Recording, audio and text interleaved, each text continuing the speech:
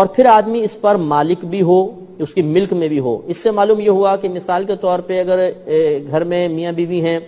بیوی کی ملک میں 9 تولہ سونا ہے اور شوہر غریب ہے، تو اب ہم یہ نہیں کہیں گے کہ شوہر پہ زکوٰۃ لازم ہے کیونکہ بیوی کے پاس سونا ہے۔ سونا اگر بیوی کی ملک ہے تو مالک وہ ہے، شوہر نہیں، تو چونکہ یہ مالک ہی نہیں ہے لہذا شوہر پہ زکوٰۃ واجب نہیں ہوگی بلکہ بیوی پر زکوٰۃ لازم ہوگی۔ پھر اس کے بعد اگلی شرط تھی کہ اس مال پر وہ قابض بھی ہو، لہذا اگر یہ مال اس کے قبضے میں نہیں ہے تو پھر اس پر اتنے عرصے کی زکوٰۃ لازم نہیں ہوگی۔ اس کی چند صورتیں ہیں، مثال کے طور پر کسی کا مال چور چوری کر کے لے گئے، روپیہ چرا کے لے گئے یا سونا چاندی چرا کر لے گئے، اور بالفرض 2 سال تک وہ واپس نہ ملا، اور پھر 2 سال کے بعد پولیس نے پکڑ لیا اور بتایا بھی آپ کے سونا چاندی مل گیا ہے، تو ان 2 سال کی زکوٰۃ لازم نہیں ہوگی، اس لیے کہ یہ سونا چاندی اس شخص کی ملک تو کہلائے گی، یہ اس کا مالک تو ہے، لیکن یہ مکمل طور پہ اس پہ قابض نہیں ہے، اس کے قبضے میں مال نہیں رہا، لہذا اس پر زکوٰۃ لازم نہیں ہے۔ اسی طریقے سے مثال کے طور پہ دریا میں یا سمندر میں کوئی چیز گر گئی اور پھر وہ 1-1.5 سال بعد مثلا نکلی، تو اتنے عرصے کی زکوٰۃ اس پر لازم نہیں ہوگی کیونکہ اس کے پاس کوئی ایسا ذریعہ نہیں تھا کہ وہ اس پہ مکمل طور پہ قبضہ کرتا۔ اسی طریقے سے مکمل طور پہ قابض نہ ہونے کی ایک صورت یہ بیان کی گئی ہے کہ ہم نے کسی کے پاس امانت رکھوائی اور پھر ہم خود بھول گئے کہ کس کے پاس رکھوائی تھی۔ اب مثلا 1 سال گزر گیا، 2 سال گزر گیا، پھر یاد آیا اچھا فلاں کے پاس کچھ مال رکھوایا تھا، تو اب ہم اگر وہ مال لے لیں گے تو چونکہ درمیان میں ہم مکمل طور پہ بھول چکے تھے کہ کس کے پاس امانت رکھوائی تھی، لہذا یہ بالکل ایسا ہوگا جیسے اس مال پر ہمارا قبضہ نہیں رہا، لہذا اس سالوں کی زکوٰۃ واجب نہیں ہوگی۔ اسی طریقے سے اگر ہم نے کسی کو قرضہ دیا تھا اور اس شخص نے جس نے قرض لیا ہے اس قرض کا انکار کر دیا کہ بھئی میرے پاس تو نہیں ہے، تم نے مجھے دیا ہی نہیں ہے، اور دینے والے کے پاس گواہ بھی موجود نہیں ہے کہ وہ گواہ قائم کر دے کہ میں نے واقعی اس کو قرضہ دیا تھا، تو ایسی صورت میں جتنا عرصہ اس شخص کے پاس مال رہے گا زکوٰۃ لازم نہیں ہوگی، کیونکہ اگرچہ ملک شرعی لحاظ سے شخص کے لیے ثابت ہے لیکن قبضہ ثابت نہیں ہے۔ تو معلوم ہوا کہ قبضہ 2 طرح کا ہوتا ہے، ایک حقیقتاً قبضہ کہ مال ہمارے ملک میں ہو، اور ایک حکماً قبضہ وہ یہ کہ کسی لحاظ سے کوئی شخص اقرار کر رہا ہو کہ ہاں یہ مال آپ ہی کا ہے چاہے حقیقتاً ہمارے پاس قبضہ نہ ہو، اور اگر حقیقتاً قبضہ بھی نہیں ہے اور کوئی شخص سامنے سے اقرار بھی نہیں کر رہا، اب اگر وہ مال ہمارے پاس سے نکلا ہوا ہے تو اتنے عرصے کی زکوٰۃ وغیرہ لازم نہیں ہوگی۔ اس سے معلوم ہوا کہ اگر ہم نے کسی کے پاس امانت رکھوائی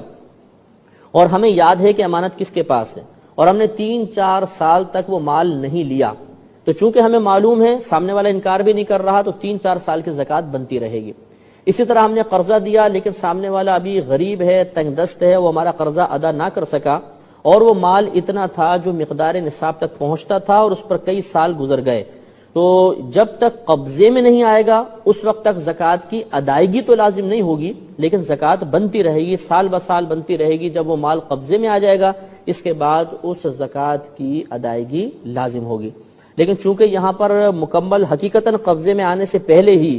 حکماً قبضہ پایا جا رہا ہے کہ سامنے والا اقرار کر رہا ہے، لہذا زکوٰۃ بنتی تو رہے گی، ادائیگی اس کی اس وقت لازم ہوتی ہے جب حقیقتاً ہمیں قبضہ حاصل ہو جاتا ہے۔ ایک بات یہ بھی یاد رکھیں کہ بسا اوقات ہم کسی سے قرضہ لیتے ہیں، سامنے والا شخص کہتا ہے کہ آپ بطور ضمانت اپنا کچھ مال میرے پاس رکھوائیں تاکہ اگر آپ قرضہ ادا نہیں کر سکے تو میں آپ کی وہ چیز بیچ کر اپنا قرضہ وصول کر لوں۔ اس معاملے کو رہن کہتے ہیں۔ تو بعض اوقات ہم چیز رہن رکھوا دیتے ہیں، یعنی قرضہ لیتے ہیں اور بطور ضمانت کوئی شے رکھوا دی، یہ جو شے رکھوائی ہے اس کو مرہون شے کہتے ہیں، مرہون۔ تو یاد رکھیں کہ مرہون شے کی زکوٰۃ نہ رکھوانے والے پر ہے نہ اس رکھنے والے پر ہے، چاہے کئی سال گزر جائیں، شے مرہون پر زکوٰۃ لازم نہیں ہوتی، زکوٰۃ بنتی ہی نہیں ہے، لہذا اگر 2 سال 3 سال 4 سال تک وہ کسی کی ملک میں رہی، پھر اس مالک نے واپس لے لی، قبضہ کر لیا، تو 3-4 سال کی زکوٰۃ نہیں بنے گی۔ اور ایسا بھی نہیں ہے کہ ہم یہ کہیں کہ اب مال چھڑا لیا ہے آپ نے، یہ مال آپ کے قبضے میں آ گیا تو سال بسال زکوٰۃ بنتی رہی ہے اب ادا کر دیں، نہیں، وہ زکوٰۃ بنے گی ہی نہیں۔ ایک مسئلہ یہ یاد رکھیں کہ بسا اوقات ایسا ہوتا ہے کہ ہم کچھ جیسے تجار حضرات ہوتے ہیں، بزنس کرنے والے ہوتے ہیں کہ کچھ مال خریدتے ہیں اور وہ مال ان کے قبضے میں نہیں آتا، مثال کے طور پہ باہر سے مال منگایا اور وہ مطلب پورٹ پہ پھنس گیا یا ایئرپورٹ پہ پھنس گیا ہے اور کئی سال تک وہیں پر رہا۔